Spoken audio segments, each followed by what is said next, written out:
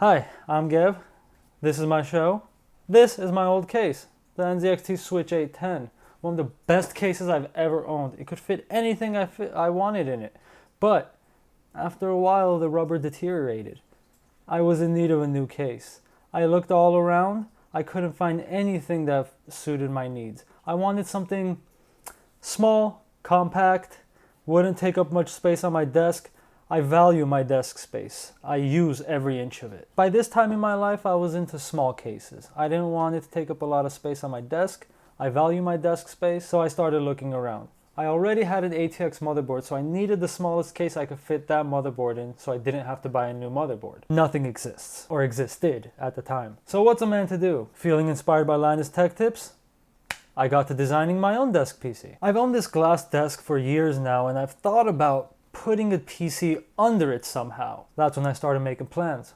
I measured my hardware, looked up standard sizes for certain hardware, and started designing the most compact case I possibly could. I went through about half a dozen designs before I ended up with one I was happy with. So the case ended up being 19 inches by 25 inches by 6 inches deep. Now, there's a lot of hardware to fit in a box that's only 6 inches deep.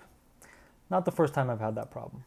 Once I figured out where my motherboard was going, everything fell into place from there. Now that I knew where all my hardware was gonna go, I could start cutting and actually building the damn thing. I went with some thin MDF to build the case out of, so I marked up my MDF and got to cutting. I had to get a little creative to mount my fans because the fans are pretty much the entire size of the case. My inner layer of MDF was gonna be about 1 inch to 1.5 inches smaller than the outer dimensions of the whole case.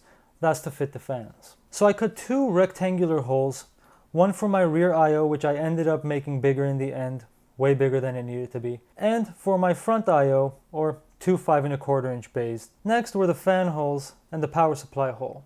To be honest with you, I didn't use any standard screw spacing for the fans, so I can't really mount a radiator if I wanted to easily, maybe in version 2. In total, there's room for 5 120mm fans, or 4 120mm fans, and 1 120mm radiator in push-pull, which is what I've gone with. I decided to paint the whole thing black because black paint just hides all crimes. I also ended up painting my clear glass desk black and left a little cutout for the PC.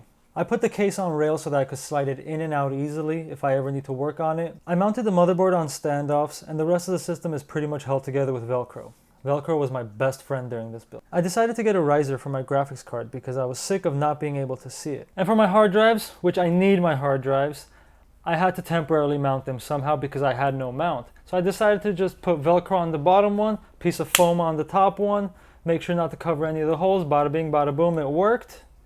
Stay tuned if you want to see me mount them properly using these rubber, really cool hard drive mounts. Look at that, they just stack on top of each other. Hold on. You can go as high as you want. I got a bunch of them.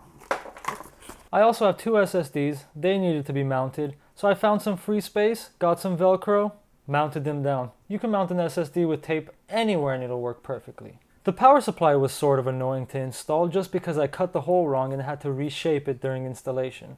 It's fine, you can't really tell. I added some cheap RGB strips from Walmart because it gives you the added gigahertz, of course. They're crap. No, correction. My crap represents color better than these RGB lights. Don't buy RGB strips from Walmart. In the end, I'm really happy with my build. It came out great. My desk looks great. Although, to be honest with you, I could have saved some money and just bought a tiny little case and the micro ATX motherboard. It would have came out to the same cost. If you're curious about how much this did end up costing me, the materials to build the case, the rails, the MDF, some random things here and there, the nail gun, all that I had, cost me about $100. Plus, the $150 for the desk that I paid years ago.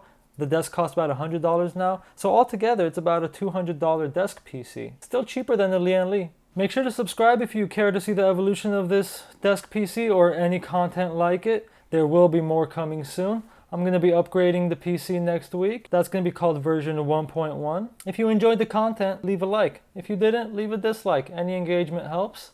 I'm Gev. This was my show. Thanks for watching. I'm going to leave you with a video of my turtle dancing.